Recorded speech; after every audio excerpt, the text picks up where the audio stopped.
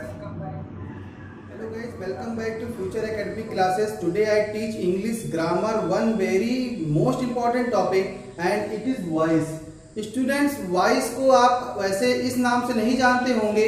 Students आप इसको जानते हैं एक्टिव टू पैसिव। स्टूडेंट्स अब आपको समझ में आएगा कि मैं आपकी आज की टॉपिक में आपको क्या बताना चाहता हूँ, आपको क्या समझता हूँ। स्टूडेंट्स वॉइस को हम हिंदी में वाच्य कहते हैं या बोलने वाला कहते हैं। स्टूडेंट्स वॉइस एक ऐसा इंपॉर्टेंट टॉपिक होता है हर कंपटीशन एग्जाम के स्टूडेंट्स के लिए या एकेडमिक स्टूडेंट्स के लिए, क्योंकि ये आपके पेपर में आना ही आना रहता है कि कैसे आप एक्टिव वॉइस को पैसिव वॉइस में चेंज करते हैं। तो आइए स्टूडेंट्स आज इस टॉपिक को, न्यू टॉपिक को, एकदम फ्रेश टॉपिक को आपके साथ स्टार्ट करते हैं और I hope you interest my this video. मुझे उम्मीद है कि आप मेरे इस वीडियो को पूरा देखेंगे, तभी आपको पूरी टॉपिक क्लियरिटी से समझ में आएगी। Let's be start the video.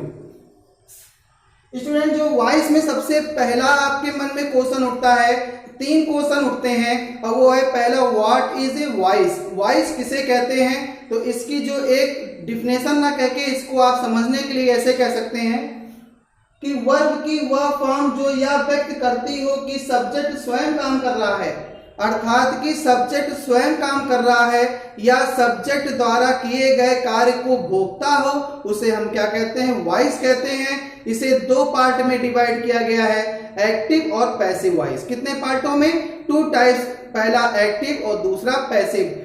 Students मैं इसके आपको 2 से 3 पार्ट बनाऊंगा और डीपली मैं आपको एक्टिव टू पैसिव को चेंज करना सिखाऊंगा।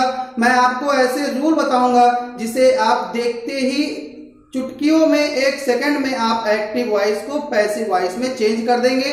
तो आइए अब मैं इस वीडियो को और अच्छे से आपको समझाता हूं और इस टॉपिक को, let's be start the topic, इस टॉपिक को स्टार्ट करता हूं।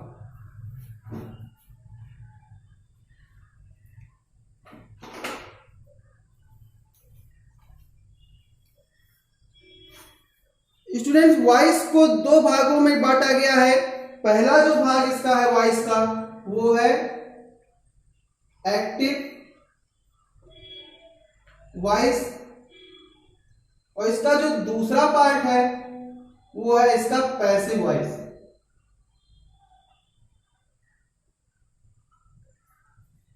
दो भागों में स्टूडेंट इसको डिवाइड किया गया है, एक्टिव वॉइस और पैसिव वॉइस, जिसमें हम एक्टिव को कहते हैं कर्ता,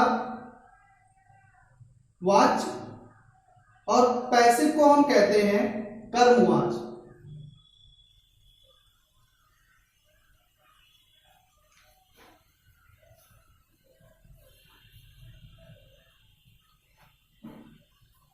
इसे मैं आपको अच्छे से समझाता हूं कि देखिए वॉइस को 2 पार्ट में बांटा गया है, पहला एक्टिव और दूसरा पैसिव, जिसमें मैं एक्टिव वॉइस को हिंदी में कहता हूं कर्तावाच और पैसिव वॉइस को कहता हूं कर्मवाच। अब स्टूडेंट्स आपके पेपर में क्वेश्चन कैसे आते हैं, तो आपको लिख के आएगा चेंज इनटू पैसिव वॉइस, अर्थात आपको एक्टिव वॉइस दिया रहेगा और उसे आपको पैसिव वॉइस में चेंज करना रहेगा। इसमें आपको यही इतना काम करना रहता है। तो स्टूडेंट उसके कुछ रूल्स है, कुछ नियम है, जो मैं आपको एक पहले एग्जांपल समझाता हूं, छोटे से एग्जांपल समझाता हूं कि किसे एक्टिव वॉइस कहते हैं और किसे पैसिव वॉइस कहते हैं। इसलिए मैं आपके सामने पहले एक हिंदी का एग्जांपल लिखता हूं जिससे आपको और अच्छे समझ में आएगा।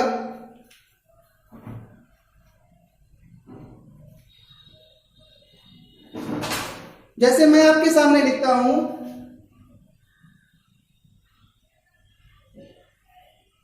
राम ने रावण को मारा। Students, active and passive voice is very most interesting topic and very useful for you. So please see my this video very carefully. और आपको जहां भी प्रॉब्लम आएगी आप मुझे एक बार मेरे कमेंट्स बॉक्स में जरूर पूछिएगा कि सर मुझे इस टॉपिक में यहाँ पे प्रॉब्लम आई है, क्योंकि ये सब बेसिक होता है और बेसिक नॉलेज किसी भी टॉपिक के लिए बहुत ही ज्यादा इंपॉर्टेंट होती है। तो इसलिए मैंने आपके सामने लिखा राम ने रावण को मारा। अब देखिए ये सेंटेंस आपका एक्टिव वॉइस में है और आप जान कैसे पाए, यहाँ पर काम आपका राम ही कर रहा है। और जब इसको हम पैसिव वॉइस में बदलेंगे तो इसका जो ऑब्जेक्ट होगा वो सब्जेक्ट बन जाता है, और जो सब्जेक्ट होता है वो ऑब्जेक्ट बन जाता है। और पूरा सेंटेंस आप कैसे लिखेंगे? रावण राम द्वारा मारा गया। जो मैंने इसका पैसिव वॉइस लिखा वो लिखा रावण राम द्वारा मारा गया। अब आप ये बताइए, क्या इस सेंटेंस में कोई डिफरेंस है? नो। इस सेंटेंस का सेम अर्थ, दोनों का ही सेम अर्थ है। एक्टिव से आप पैसिव में बदलेंगे तो सबसे पहले आप इस बात की केयर करेंगे कि सेंटेंस का जो अर्थ हो वो नहीं बदलना चाहिए। यहां भी देखिए रावण ही मर रहा है और इस सेंटेंस में भी रावण ही मर रहा है। दोनों में अंतर क्या है?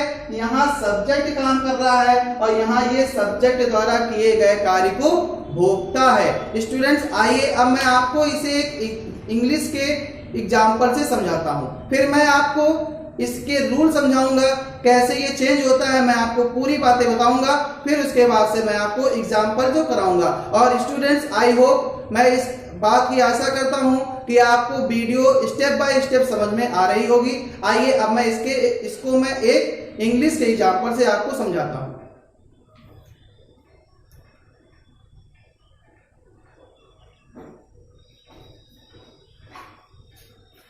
जैसे स्टूडेंट मैं लिखता हूं Ram reads a book. Ram reads a book, Ram एक पुस्तक पढ़ता है, तो ये आपका किस वॉइस में है? ये आपका एक्टिव वॉइस में है, मतलब कि कर्तावाची में है। अब आपको इसको पैसिव वॉइस में चेंज करना है। स्टूडेंट्स अभी यहाँ आपको थोड़ा कम समझ में आएगा क्योंकि अभी मैंने आपको रूल नहीं बताया है, बस एक आप एग्जांपल से थोड़ा समझिए कि कैसे हम एक्टिव को पैसिव में चेंज करते हैं। तो आप सबसे पहले इसके ऑब्जेक्ट को सब्जेक्ट बनाएंगे, a book.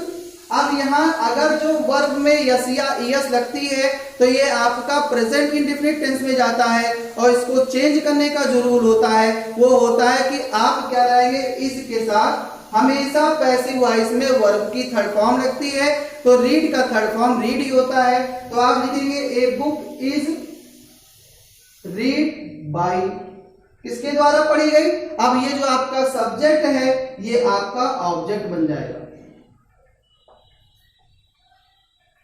Very simple students, active से पैसिव को बदलना बहुत ही ज्यादा सिंपल है, थोड़ा सा भी क्रिटिकल नहीं है। बस आपको मेरी बातों को स्टेप बाय स्टेप समझना है और उस पे एकाग्रता बनाए रखनी है। देखिए मैंने आपको एक्टिव का एग्जांपल लिखा, राम रीड्स ए बुक। आपने ऐसे क्या किया, इसको ऑब्जेक्ट को सब्जेक्ट बना दिया, a book is read by Ram. ये आपका अब किस वॉइस में हो गया, पैसिव वॉइस में, और इसका अर्थ निकल रहा है किताब राम द्वारा पढ़ी गई। तो स्टूडेंट्स ये होता है एक्टिव से पैसिव में चेंज करने का कुछ रूल मैंने आपको समझाए हैं। आइए अब मैं आपको मेन पॉइंट, मेन टॉपिक पे ले चलता हूं कि कैसे आप एक्टिव से पैसिव को किन किन बातों को ध्यान में रखकर चेंज करेंगे जिससे आपको कोई भी गलती ना हो। स्टूडेंट आप मेरे ऊपर विश्वास बनाइए, मैं आपको ये पूरा विश्वास दिलाता हूं कि आपको एक्टिव से पैसिव वॉइस पूरी तरीके से अच्छे से समझ में आएगी।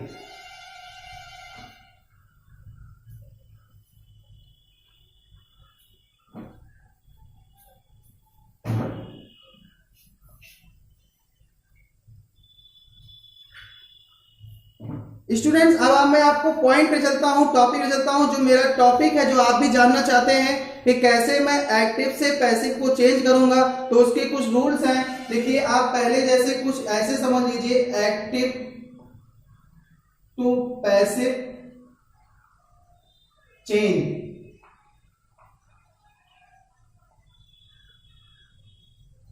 स्टूडेंट इसमें जो पहला रूल होता है वो ये होता है कि हमेशा आपका आई जो होगा वो एक्टिव से पैसिव में चेंज आप मी में करेंगे। इस बात का आप याद रखिएगा, जो आपका आई होगा वो मी में चेंज होगा। दूसरा जो रूल है, यू का यू ही रह जाएगा, इसमें नो चेंज होगा। वी आपका अस में चेंज होगा। ही आपका हिम में चेंज होगा, दे आपका देम में चेंज होगा, और शी आपका हर में चेंज होगा।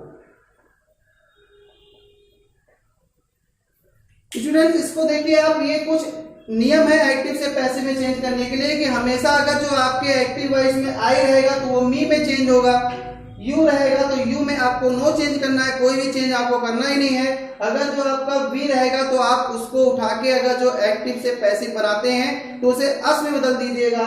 ही हिम में चेंज होगा, दे देम में चेंज होगा, और सी आपका हर में चेंज होगा। स्टूडेंट्स अब मैं आपको फिर से एक बार इसको समझाता हूं कि कैसे आप अगर जो आपका आई एक्टिव है तो उसे आप मी में पैसिव में बदलेंगे। ये एक्टिव के रूल हैं और ये आपके पैसिव के रूल हैं।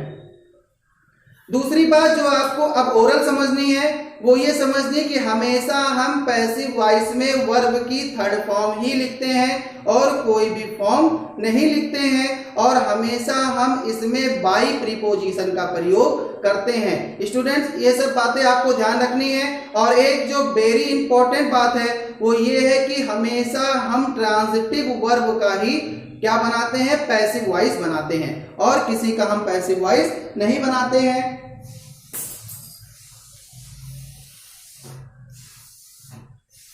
स्टूडेंट्स अब मैं आपको जो नेक्स्ट वीडियो में मैं आपको समझाऊंगा वो मैं आपको यही इतना समझाऊंगा कि कैसे आप एक्टिव से पैसिव वॉइस में बदलेंगे। ये एक्टिव से पैसिव वॉइस का इंट्रोडक्शन था, इसीलिए मैं अब इस टॉपिक को यहीं स्टॉप करता हूं। आपसे फिर नेक्स्ट वीडियो में मुलाकात होगी, तब मैं आपको पूरे रूल और रेगुलेशन समझाऊंगा। फिर मैं आपको कुछ एग्जांपल से उस एक्टिव से